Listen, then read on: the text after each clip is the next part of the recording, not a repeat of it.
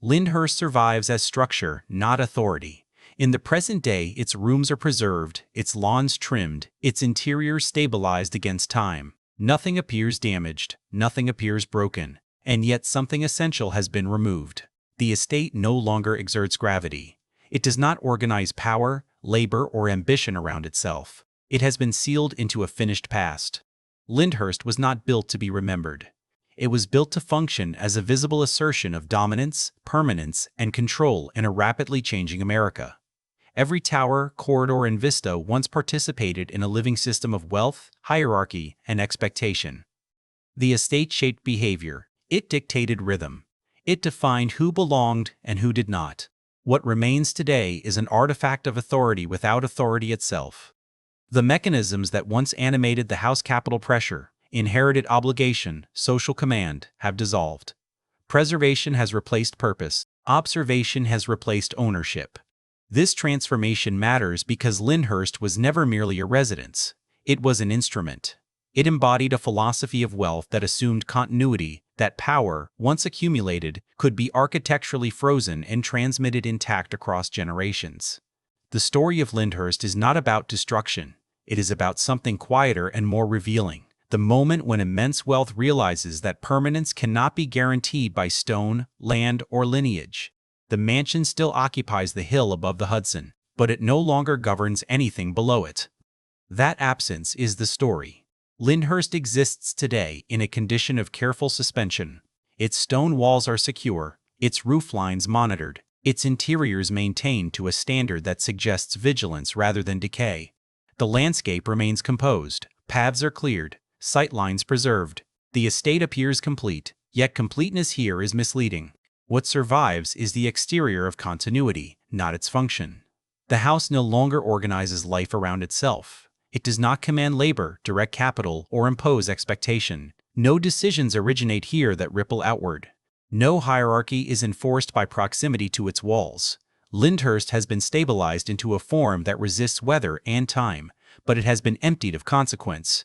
The building persists. The system does not.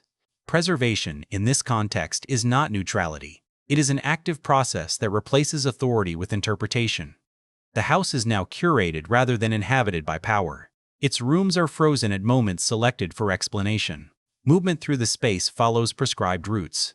What was once private circulation has become managed access. The estate no longer determines who may enter. It negotiates with visitors instead. This shift is structural, not symbolic. Lyndhurst once functioned as a node within a broader network of wealth, influence, and obligation. Its physical presence reinforced an order that extended beyond the property line. That order required constant renewal through labor, expenditure, and control. When those forces withdrew, the house did not collapse. It remained. But remaining was not the same as continuing. The modern estate operates under a different logic. Its survival depends on documentation, compliance, and narrative framing. Each repair is justified. Each object cataloged. The house answers to external authorities now. Preservation boards, public institutions, historical interpretation. Power has reversed direction. Lyndhurst is no longer the source of legitimacy. It requires legitimacy to exist. What has been removed is not simply ownership, but pressure. The building once absorbed and redistributed pressure, financial ambition, social competition, inherited expectation. Those forces shaped how the estate functioned daily. They dictated scale, staffing, maintenance, and expansion. Without them, the house becomes static. It ceases to act and begins to endure. This endurance creates a paradox. Lyndhurst appears timeless precisely because it has been disconnected from time's demands. The systems that once required adaptation, economic volatility, social change, generational transition no longer apply. The house is protected from the very pressures that once justified its scale. In being saved, it has been neutralized. The absence is quiet. There is no visible rupture, no dramatic abandonment. Instead, there is an atmosphere of careful containment. Objects remain where they were placed. Rooms retain their proportions, but the logic that once bound these elements into a functioning whole has dissolved. What remains is coherence without agency. This condition defines the central rupture of the estate's modern existence. Lyndhurst has not been ruined, it has been completed. Its story is presented as finished, its evolution arrested at selected moments. The building no longer risks failure because it no longer attempts anything. Its survival depends on stasis. To encounter Lyndhurst now is to encounter the afterimage of power. The structure still signals authority, but the signal no longer corresponds to a living system. The estate stands intact, elevated above the Hudson, preserved against loss. Yet what it once organized, wealth in motion, hierarchy enforced, ambition sustained, has been carefully removed, leaving behind a form that endures without command. This condition alters how the estate is experienced, even in silence. Movement through Lyndhurst no longer follows necessity but design. Doors once used to regulate access now guide flow. Staircases that once separated functions, family, staff, service, are interpreted rather than enforced. The house has been reorganized for legibility. Its former internal logic has been softened into explanation. In this environment, authority is replaced by atmosphere. Visitors sense scale without consequence, grandeur without obligation. The estate communicates what it once was, but it no longer compels behavior. No one waits here for instruction. No one arrives under expectation. Time inside the house is measured, scheduled, and finite. This transformation reflects a deeper institutional change. Lyndhurst once justified its existence through use. It demanded constant investment because it produced something in return: legitimacy, social position, influence. Now its justification is defensive. It exists because it has been deemed worth keeping. That judgment is external, provisional, and reversible. The building's relationship to labor illustrates this shift with particular clarity. The estate still requires workers, caretakers, conservators, administrators. But their function is fundamentally different. They do not sustain a household. They stabilize an artifact. Their work maintains surfaces, not systems. What they protect is form, not authority. This change has consequences for scale. Rooms designed to impress now overwhelm. Corridors built for efficiency now appear excessive. The estate size no longer serves an active hierarchy. It becomes a reminder of a system that required physical magnitude to enforce distance and command.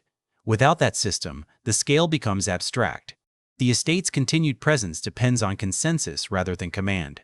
It must align with contemporary frameworks of value, education, heritage, public access to remain intact. This alignment requires adaptation, but only within narrow bounds. The house may be explained, but not altered, interpreted, but not repurposed.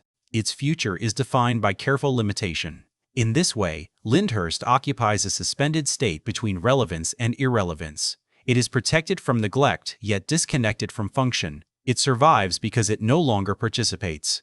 The very forces that once threatened it, economic pressure, social change, are held at a distance through institutional mediation. What emerges is a version of permanence that is conditional. The house endures, but only as long as it remains useful as evidence. Evidence of a way of organizing wealth. Evidence of an ideology that believes stability could be built and inherited. Evidence of a system that no longer reproduces itself. Lyndhurst has become a resolved object. Its risks have been removed, along with its agency. It no longer expands, contracts, or adapts. It does not generate successors. The estate exists in a managed present, insulated from both ambition and failure. This is the cost of preservation at this scale. Survival is achieved by separation from ownership, from pressure, from consequence. The house stands complete, its surface is intact, its outline unchanged. But the system that once animated it has been carefully dismantled, leaving behind a structure that persists without asserting itself. Lyndhurst remains visible, it remains impressive, it remains standing. What it no longer does is act. Before preservation, before interpretation, estates like Lyndhurst existed to perform work that was neither domestic nor decorative. They were not retreats from society, they were mechanisms within it. Their purpose was public, even when access was restricted. The estate functioned as a visible assertion that order existed, that it was funded, and that it could be maintained. Such houses were built to be read. Their scale communicated capacity. Their permanence suggested continuity. Their placement elevated, removed, yet unmistakably dominant, announced control over landscape and movement. Lyndhurst did not merely occupy land along the Hudson. It organized how that land was perceived, traversed, and valued. An estate of this kind was a social instrument. It translated wealth into legitimacy by making it durable and legible. Money alone was insufficient. Capital needed architecture to stabilize it, ritual to formalize it, and repetition to normalize it. The estate provided all three. It turned accumulation into structure. Inside these houses, hierarchy was not abstract, it was spatial. Distance, access, and visibility were carefully managed. Who entered, where they waited, and how they moved were all regulated by design. Authority was embedded into corridors and thresholds. The building itself enforced behavior without instruction. This mattered because elite power in this period depended on recognition as much as possession. Estates like Lyndhurst were sites where status was not claimed but demonstrated. Invitations, gatherings, and appearances were not social excesses. They were operational necessities. The house staged legitimacy repeatedly until it became assumed. Beyond their walls, these estates influenced norms. They established standards for taste, conduct, and aspiration. Their existence shaped local economies through employment and procurement.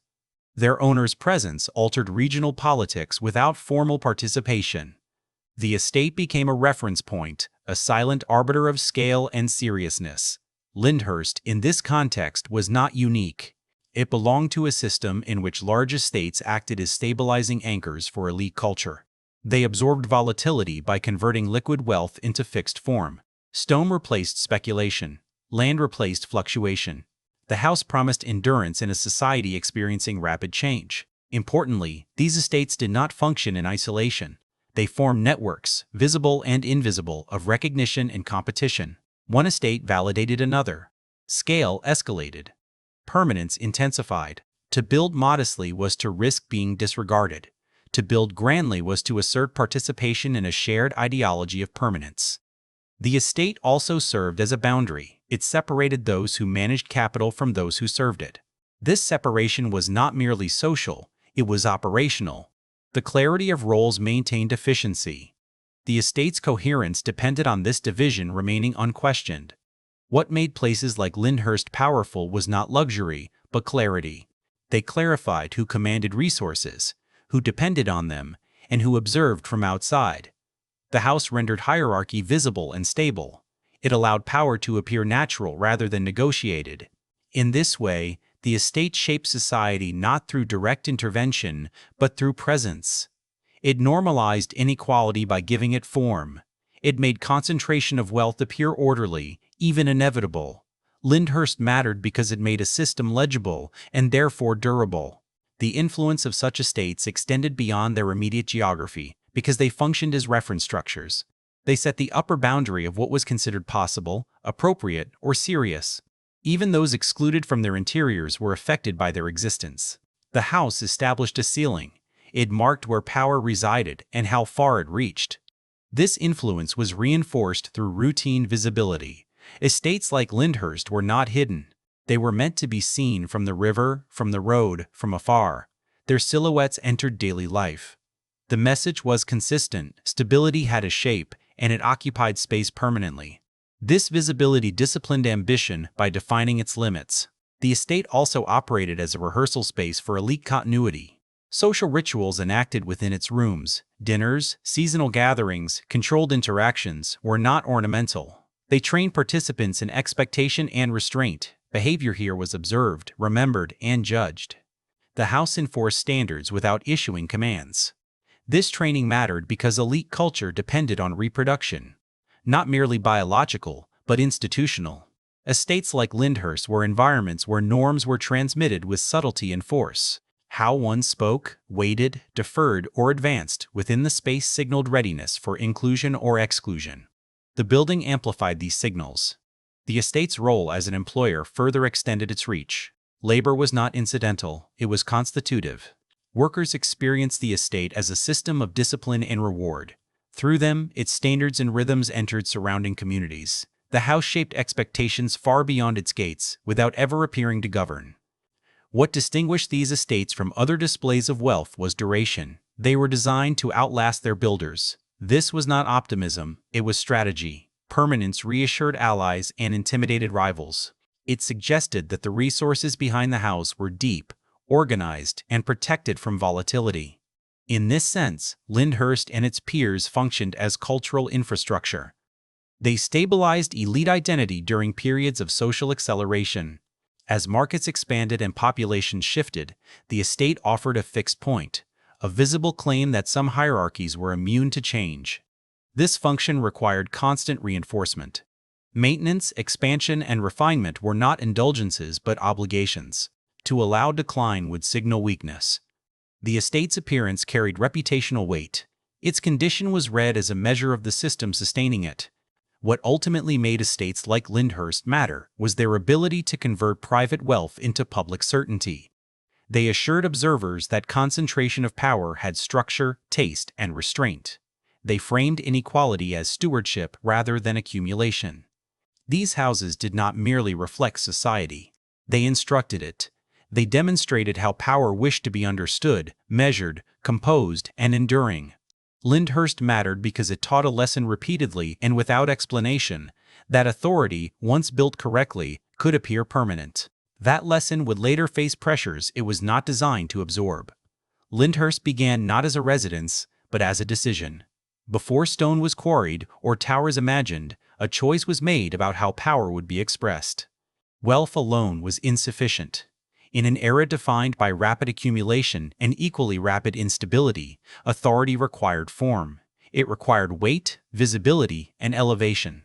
The decision to build in stone was not aesthetic preference. It was ideological commitment. Stone signaled resistance to volatility. It implied endurance beyond markets, beyond individual lives. Where financial power could move, disappear, or be challenged, architecture remained. The house would stand where capital could not argue. Geography intensified this message. Lyndhurst was placed deliberately above the Hudson, commanding sightlines rather than seeking seclusion. Elevation mattered. It created distance without isolation, dominance without remoteness. From this position, the estate could be seen without being approached. Visibility was controlled, not surrendered. This placement transformed landscape into instrument. The river became a stage, the surrounding land a buffer. Movement through the region was subtly reorganized around the estate's presence. Lyndhurst did not merely occupy terrain, it redefined it. The land became part of the assertion. To build here was to announce arrival into a different category of power, not entrepreneurial, not speculative, but settled. The house declared that wealth had matured into authority. It no longer needed to prove itself through motion or risk. It could afford to remain still. The scale of the project reinforced this claim. Lyndhurst was designed to exceed practical necessity. Its size was not about comfort but signal. Excess capacity communicated surplus of resources, of control, of time. The house suggested that its builders could sustain inefficiency without consequence. This mattered because scale functioned as deterrence. In a competitive elite environment, to build modestly was to invite challenge. Large estates reduced uncertainty. They warned observers that the resources behind them were deep enough to absorb shocks. Architecture became a defensive posture. The decision to construct such a house also reflected an understanding of inheritance. Lyndhurst was conceived not as a single-generation expression, but as a vessel for continuity. Its durability was meant to outlast its original context. Stone allowed authority to be projected forward into an imagined future of stable succession. Importantly, this decision required confidence not just in wealth, but in the system sustaining it. To commit capital so visibly assumed that legal structures, social hierarchies, and economic frameworks would remain favorable. The house was a wager on stability itself. Architecture here was not neutral. Every choice, material, elevation, mass-encoded assumptions about permanence. Lyndhurst was built to look inevitable, as though it had always belonged on the hill, as though its presence required no explanation. This is what distinguished the estate from mere display. It did not seek admiration alone, it sought acceptance. The house aimed to naturalize power by embedding it into the landscape. Once built, authority would appear less like ambition and more like geography. The decision to build Lyndhurst was therefore an act of consolidation. Wealth paused, hardened, and declared itself finished. The house was not an endpoint, but a conversion from fluid capital into fixed command. This conversion carried risk, but it was calculated. By fixing wealth into architecture, flexibility was surrendered in exchange for legitimacy. The house could not be liquidated quickly. It could not retreat, but it also could not be ignored. Its very immobility forced recognition. Lyndhurst asserted that its builders no longer needed to move to remain powerful. The architectural language reinforced this stance. The estate did not imitate modest domestic forms. It adopted a vocabulary associated with endurance and hierarchy. Vertical emphasis mattered. Towers were not ornamental. They elevated presence above surrounding structures and trees. Height translated dominance into a physical fact. At the same time, the house avoided overt militarization. It did not fortify itself against attack. Its authority was cultural rather than coercive. The message was not fear, but inevitability. Lyndhurst suggested that resistance was unnecessary because the order it represented was already settled. This balance was deliberate. Excessive defensiveness would imply vulnerability. Excessive openness would imply weakness. The estate positioned itself between these extremes, projecting confidence without urgency. It stood ready, but not alert. This posture communicated that power here was established, not contested. The choice of permanence also shaped how time was imagined. Lyndhurst was built to absorb generations without structural alteration. Its layout anticipated succession. Rooms were sized for continuity, not novelty. The house assumed that those who followed would adapt themselves to it, rather than adapt it to themselves. This assumption extended to the surrounding estate. Land was acquired not only for use, but for insulation. Distance from neighbors reduced friction. Control over approach reduced unpredictability. The estate's boundaries were calibrated to maintain separation without isolation, ensuring dominance remained visible but untouchable. Such decisions reveal the underlying purpose of the project. Lyndhurst was not built to satisfy personal taste alone. It was built to stabilize a position within an elite system that rewarded permanence over agility. Architecture here functioned as social insurance. Once completed, the house immediately altered perception. It reframed its owner's wealth as something already tested and enduring. The estate suggested that accumulation was complete, that what remained was stewardship. This reframing mattered in a society suspicious of rapid ascent. By embedding authority into stone and land, Lyndhurst reduced the need for continual demonstration. The house spoke on behalf of its occupants. Its presence substituted for explanation. Its scale discouraged inquiry. In this way, the decision to build Lyndhurst marked a transition. Wealth ceased to behave like opportunity and began to behave like institution. The house became a fixed reference point around which expectations organized themselves. This transformation did not occur gradually. It was asserted at once through construction. When the house rose above the Hudson, authority was no longer implied. It was placed deliberately and visibly into the landscape where it could endure without argument. Lyndhurst did not sustain itself through grandeur alone. Its appearance of effortlessness depended on constant, coordinated labor that was designed to remain unseen. The estate functioned as a managed organism, one whose survival required precision, hierarchy, and discipline operating beneath the surface of daily life. At its core was a clear division between those who occupied the house as authority and those who maintained it as labor. This division was not informal. It was embedded into the architecture itself. Separate entrances, corridors, staircases, and workspaces ensured that service moved efficiently without interrupting display. Visibility was regulated. Presence was conditional. Labor at Lyndhurst was continuous rather than episodic. The house demanded attention regardless of season or occupancy. Fires were tended, surfaces cleaned, grounds maintained, meals prepared, and repairs anticipated before failure occurred. This work was not improvisational. It followed routines refined over time, passed down through instruction rather than documentation. Hierarchy structured every task. Roles were narrowly defined, authority clearly assigned.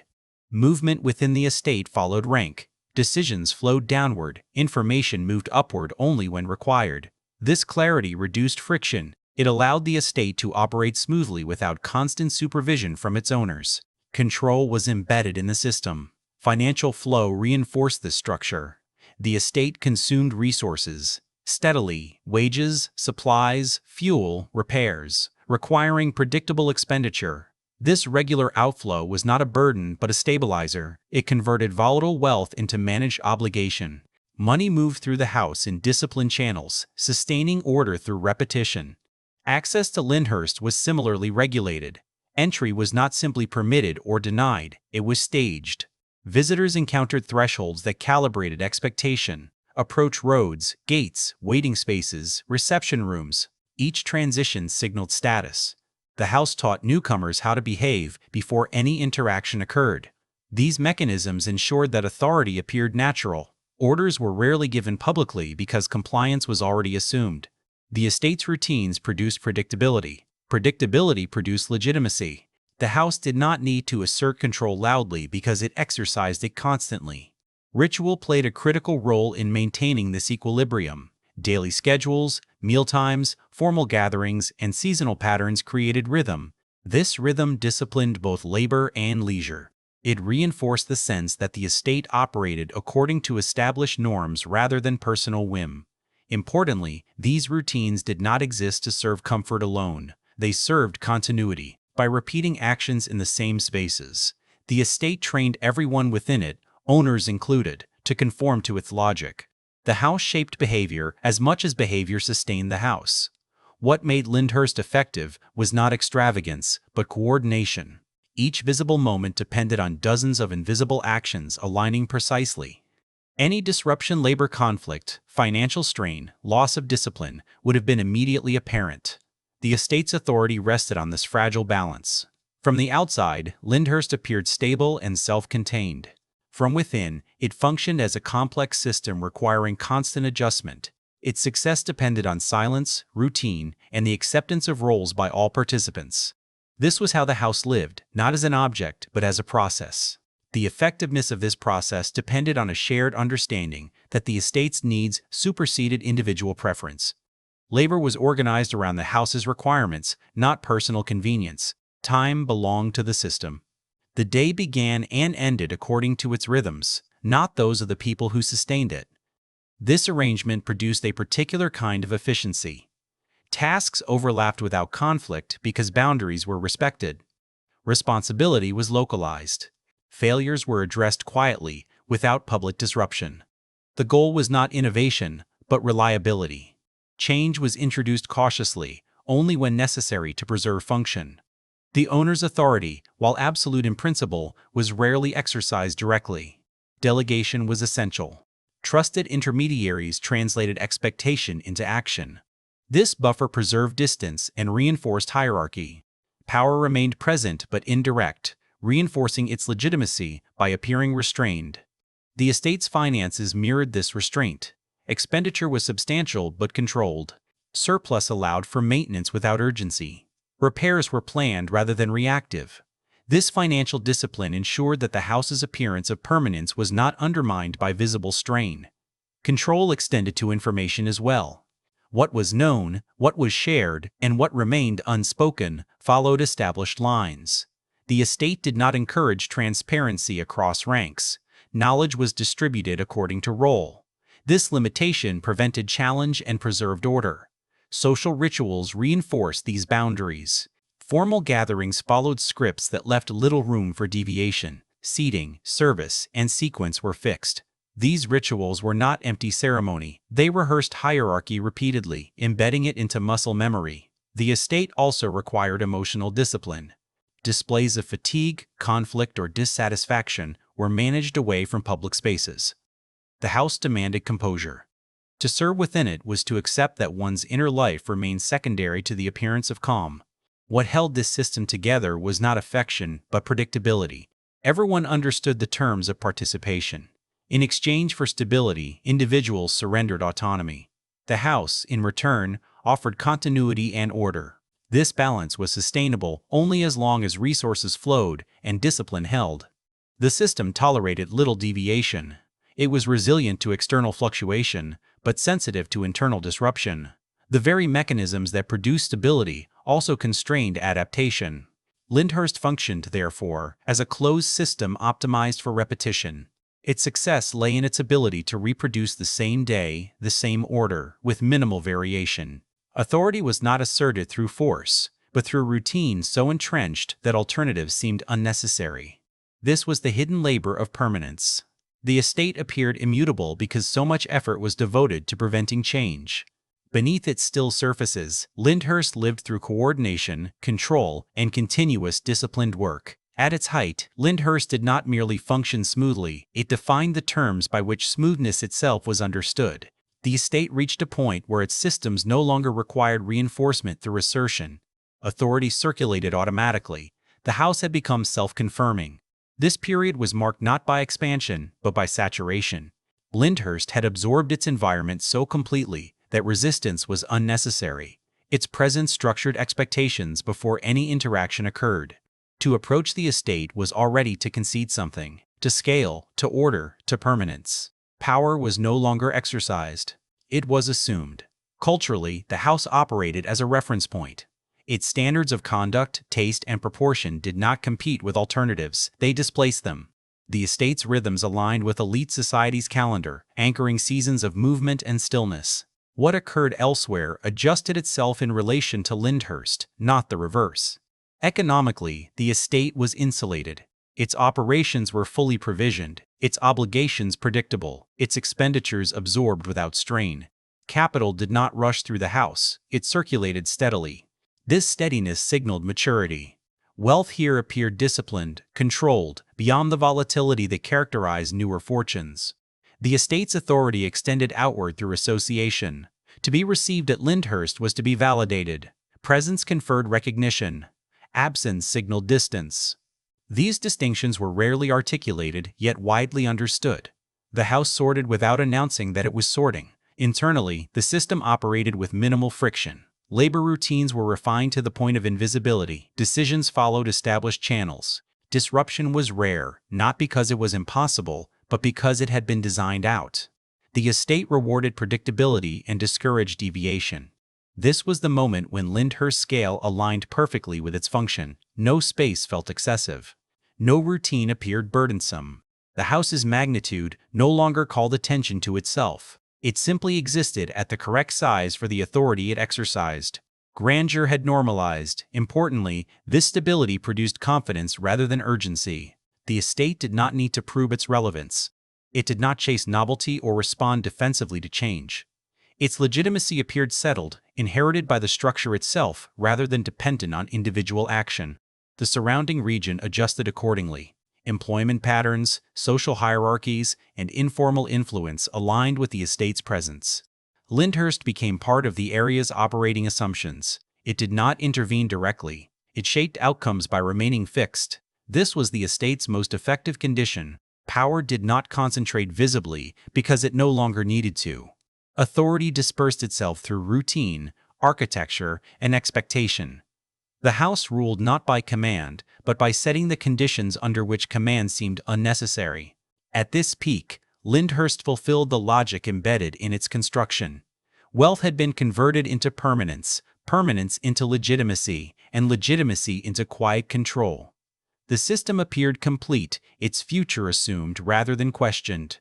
During this period, Lyndhurst no longer needed to negotiate its position within elite society. It occupied it. The estate's authority was reinforced through repetition rather than declaration. Each successful season, each unremarkable transition from one year to the next confirmed that the system worked as intended. What distinguished this peak was the absence of visible strain. Maintenance did not appear urgent. Labor did not appear stretched. Expenditure did not signal vulnerability. The house absorbed cost and effort without revealing the process. This concealment was itself a form of power. Difficulty existed, but it was never allowed to surface. The estate's owners benefited from this equilibrium by receding into the structure they had built. Individual ambition became secondary. The house carried reputation forward on its own. Authority was inherited by association with the estate rather than continually earned through action. The building began to stand in for its occupants. This substitution mattered. It allowed power to persist even when attention shifted elsewhere. Lyndhurst did not require constant presence to remain effective. Its systems continued, its standards enforced, its influence maintained. The estate functioned as a proxy, extending authority beyond direct involvement. The house also regulated competition. Its scale and permanence discouraged imitation within immediate reach. To rival Lyndhurst required resources and confidence that few could assemble. As a result, the estate faced little direct challenge. Its dominance was maintained not through confrontation, but through discouragement. Socially, this produced a closed circuit. Those within the estate's orbit adjusted themselves to its norms. Those outside oriented around its absence. The house defined inclusion and exclusion without articulating either. Its silence carried authority precisely because it did not need to explain itself. At the peak, Lyndhurst appeared immune to historical pressure. Change occurred elsewhere, but the estate remained unchanged. This stability reinforced belief in its permanence. The house seemed to confirm the ideology that had produced it, that wealth, once properly established, could transcend disruption. This belief was not naive. It was supported by experience.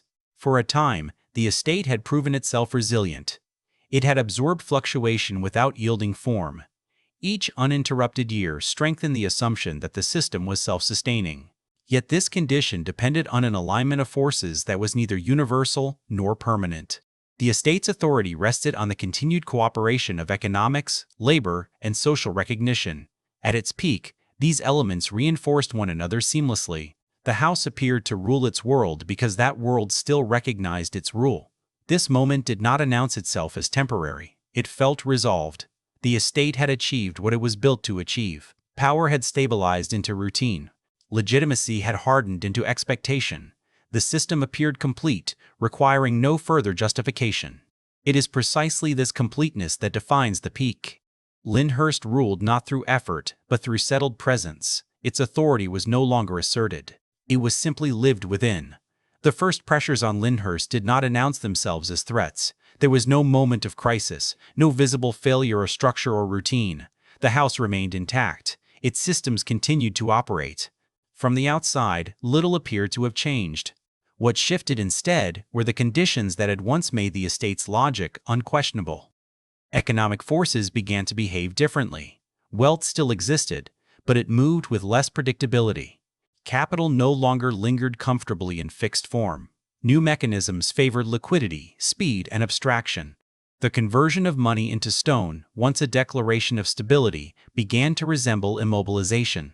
Lyndhurst did not weaken, but the world around it accelerated. Social recognition also evolved.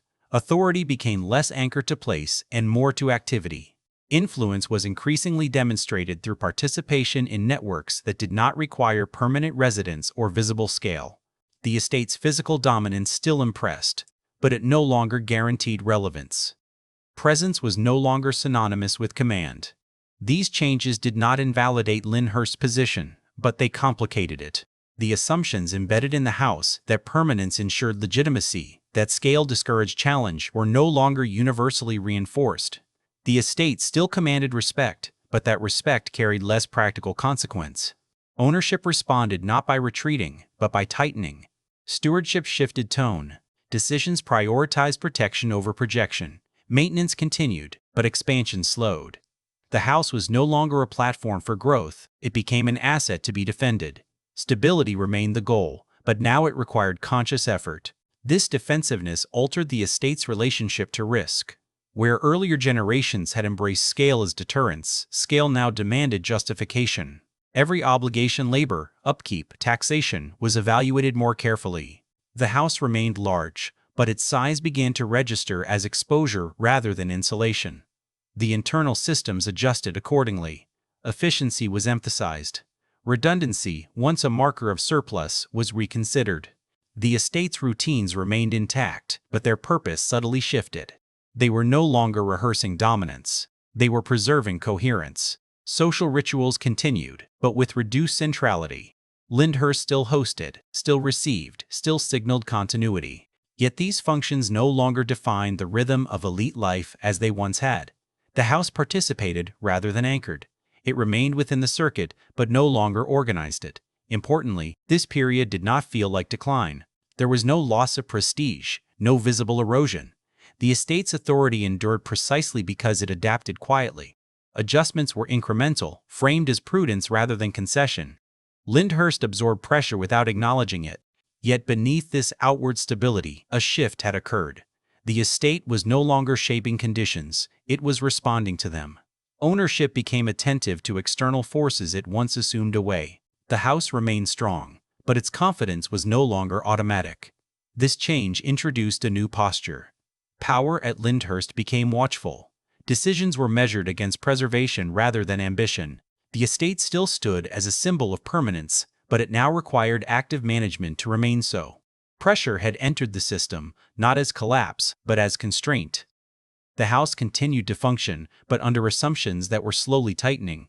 Lyndhurst endured, but it did so by holding ground rather than extending it. As these constraints accumulated, they altered the estate's internal culture. The routines that once expressed abundance began to emphasize restraint. Choices were framed less by possibility and more by sustainability. The house still operated smoothly, but its smoothness was no longer taken for granted. It had to be maintained deliberately. This shift was most visible in how time was treated. Lyndhurst had once assumed an open horizon. The future was imagined as an extension of the present, uninterrupted and familiar. Under pressure, the future became something to be managed rather than inherited. Planning replaced confidence. Continuity required foresight.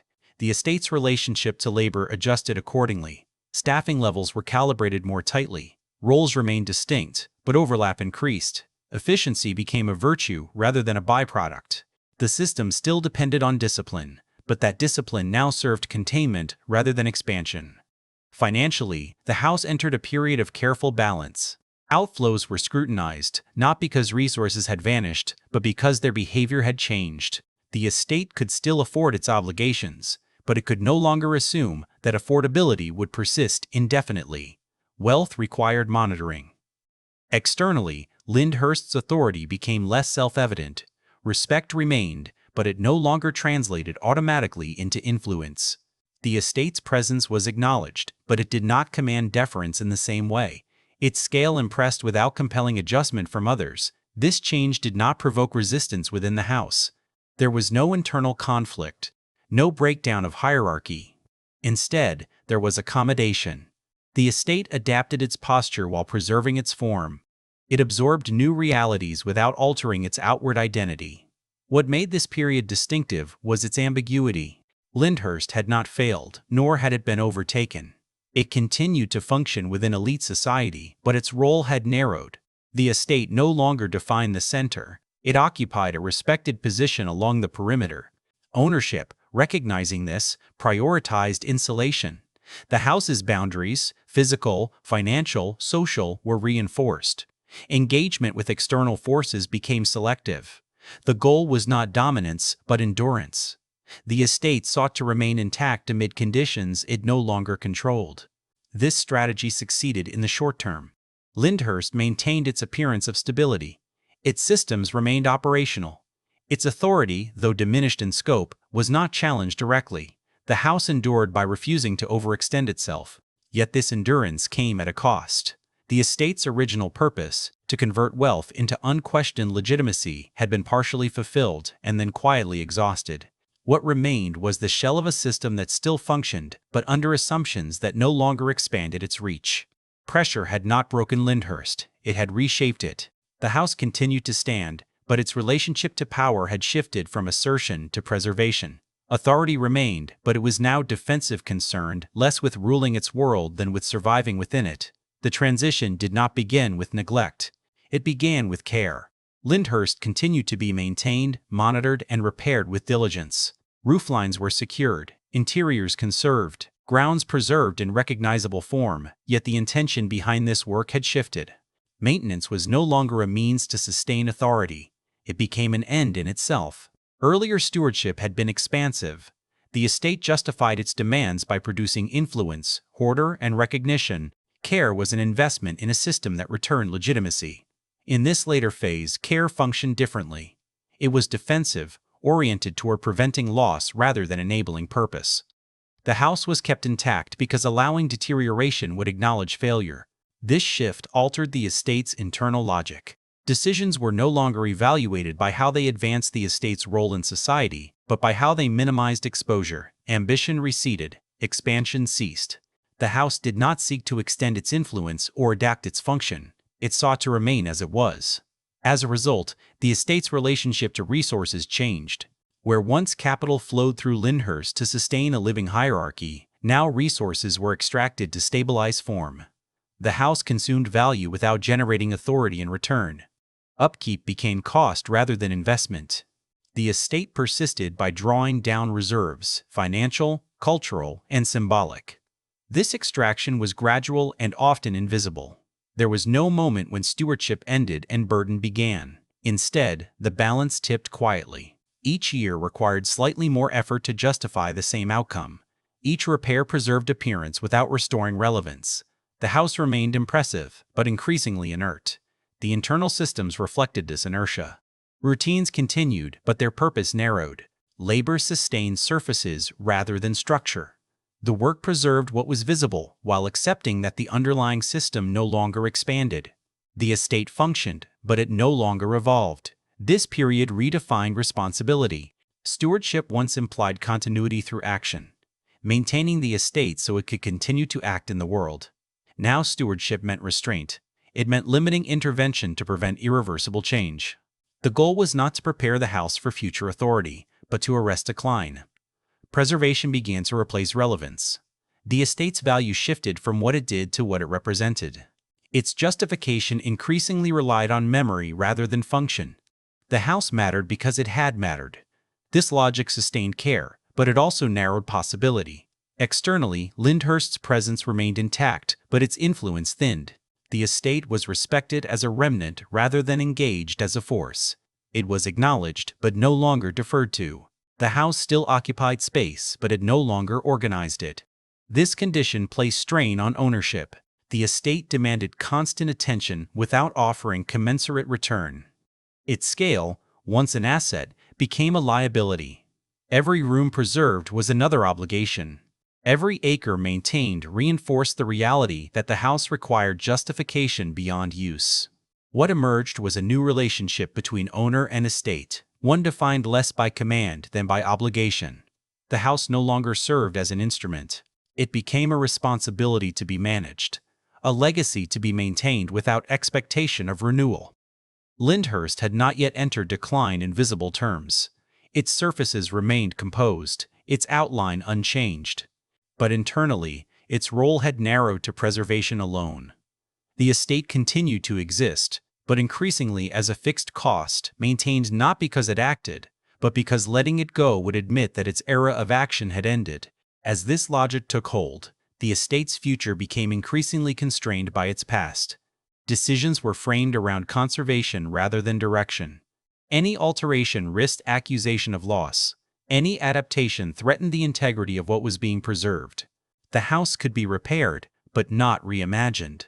This rigidity transformed Lyndhurst into a closed equation. Its value was calculated through avoidance, avoiding deterioration, avoiding controversy, avoiding transformation. The estate no longer absorbed change, it resisted it. Survival depended on minimizing disturbance rather than accommodating it. The extraction extended beyond finances. Cultural capital was also drawn down. The estate's reputation was invoked to justify its continued maintenance, but that reputation was no longer replenished through action. Each invocation relied on inherited authority rather than contemporary relevance. Over time, this authority thinned.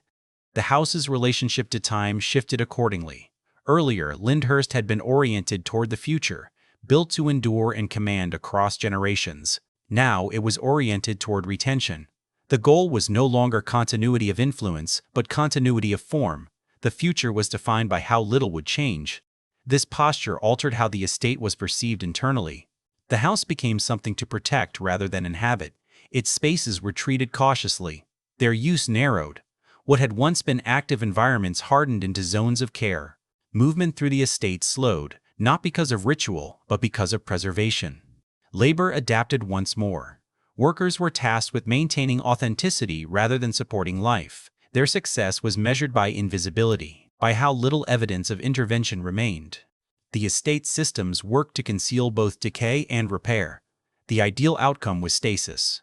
At this stage, Lyndhurst no longer justified itself through contribution. It justified itself through survival. The house endured not because it produced authority, but because it had once embodied it. Preservation substituted for purpose. This substitution was stable, but fragile. It depended on continued willingness to absorb cost without return.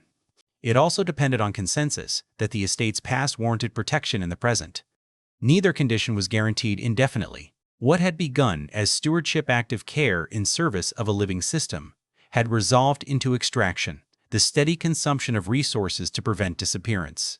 The estate remained intact, but its role had narrowed to endurance alone. Lyndhurst still stood above the Hudson, unchanged in outline, disciplined in appearance. Yet beneath that continuity, its relationship to power had been fundamentally altered. The house was no longer a mechanism that organized authority. It was an object being carried forward, carefully and deliberately, because allowing it to fall would confirm that the system it once embodied had already passed. The estate survived, but it did so by consuming itself. Its accumulated meaning, its inherited justification, one preserved year at a time. When power withdraws completely, it does not leave emptiness, it leaves residue. Lyndhurst enters this phase not as a ruin, but as an institution, formalized, interpreted, and enclosed within new systems of meaning that are designed to replace what has vanished. The estate no longer belongs to a lineage or an operating hierarchy. It belongs to process. Its survival is managed through policy, oversight, and documentation. Decisions are no longer guided by instinct or inherited authority, but by committees, standards, and preservation logic. Power has not disappeared, it has changed form. Materially, much remains. The house still occupies its elevated position. Stone, wood, and glass continue to perform their roles. Rooms retain proportion. Surfaces hold memory. Objects remain in place, stabilized against time rather than worn by use. The physical body of the estate survives largely intact. What is lost is not easily catalogued. The house no longer generates meaning through action. It does not host consequence. Its spaces are no longer activated by expectation or risk. Movement through Lyndhurst now follows explanation rather than necessity. The house is experienced sequentially, not lived within. Curation replaces command. Each room is framed as evidence rather than environment. Interpretation mediates encounter. The estate speaks through labels, guides, and sanctioned narratives. This translation is careful and deliberate. It protects the house from misreading, but it also limits its capacity to act independently. Containment is essential to this phase. Lyndhurst is bounded not only by gates but by purpose. Its use is narrowly defined. The house may educate, illustrate, and commemorate, but it may not reorganize social life. Its authority is symbolic, not operative. This institutional afterlife stabilizes the estate while stripping it of unpredictability. Risk is minimized. Change is slow and reversible. The house is protected from the very forces that once justified its existence. Economic pressure, social competition, and generational conflict are kept at a distance. The estate's relationship to time is altered again. It no longer advances. It accumulates. Each year adds layers of documentation rather than transformation. The house becomes denser in explanation but thinner in consequence.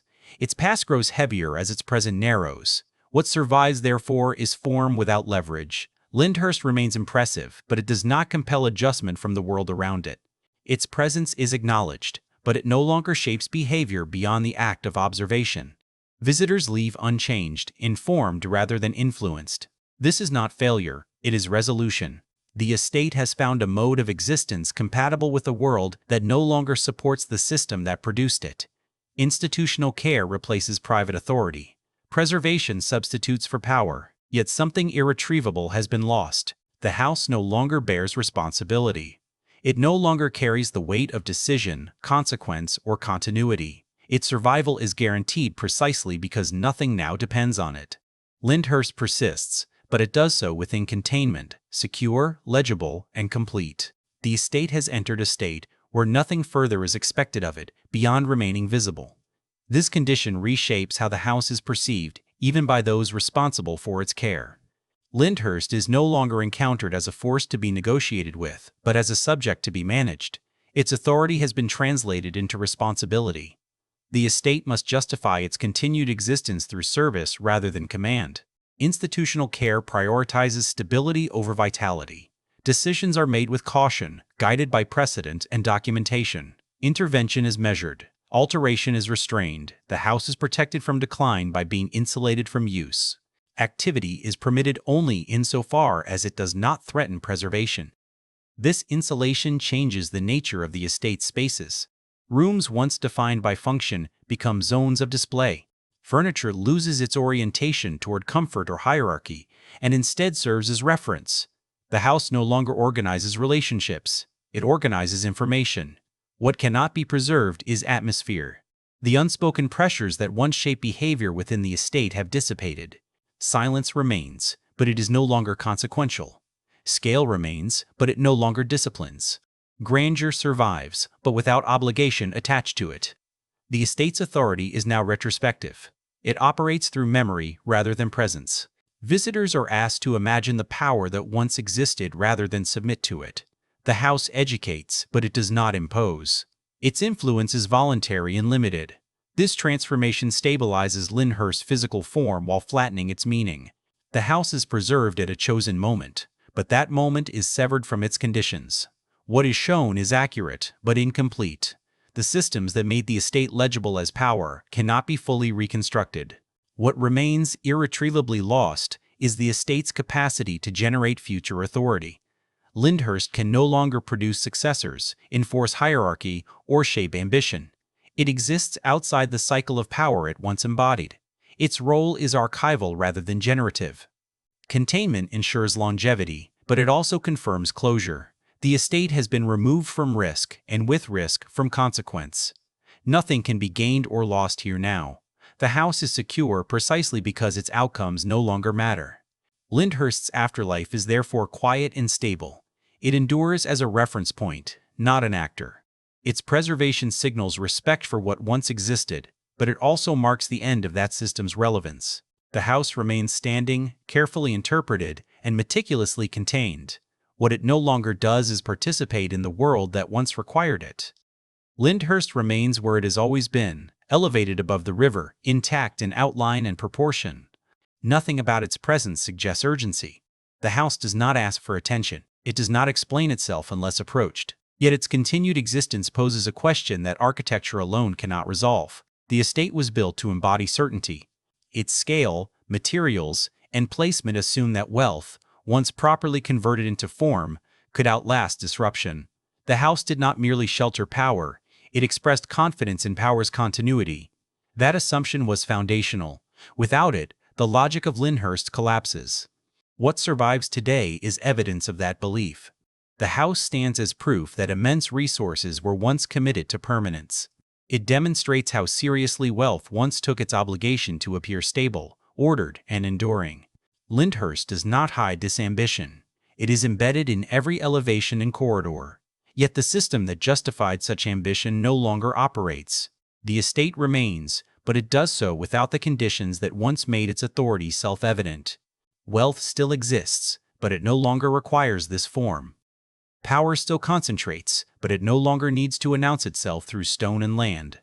This disconnect creates a tension that cannot be resolved through preservation. Lyndhurst can be maintained indefinitely, but it cannot regain the role it was built to perform.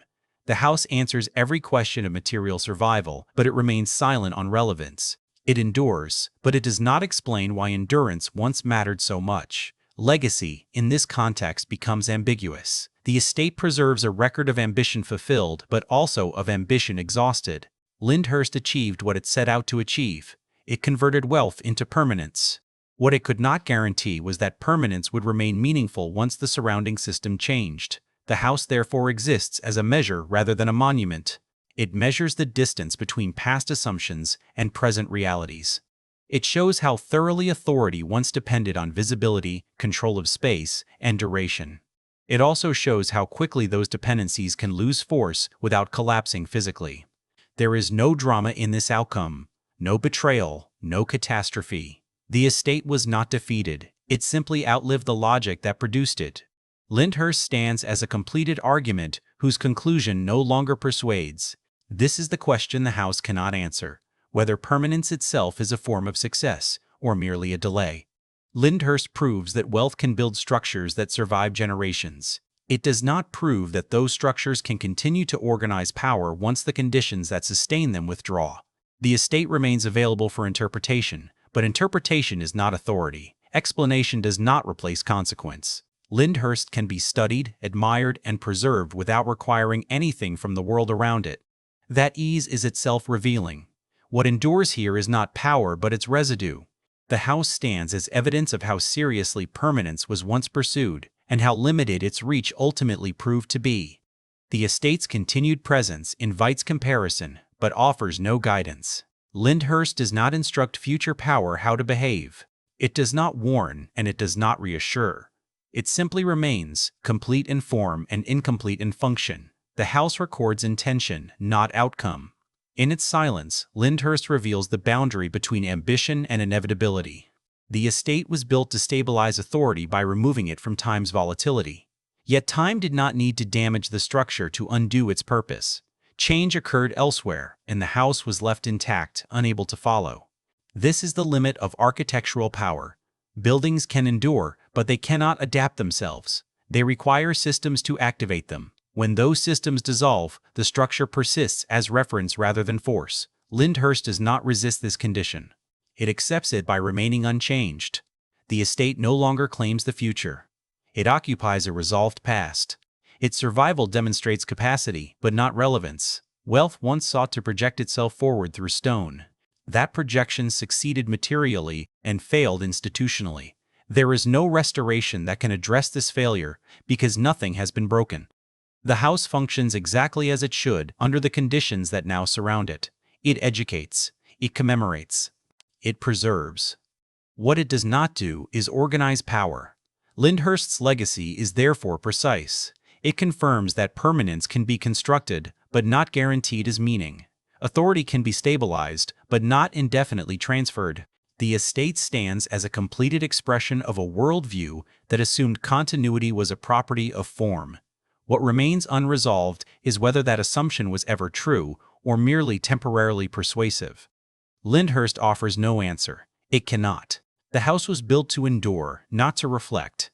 In this way, the estate concludes its own story without closure. It stands, composed and intact, bearing the weight of its original ambition without the system that gave that ambition purpose. Lyndhurst endures, not as proof of power's victory, but as evidence of its limits.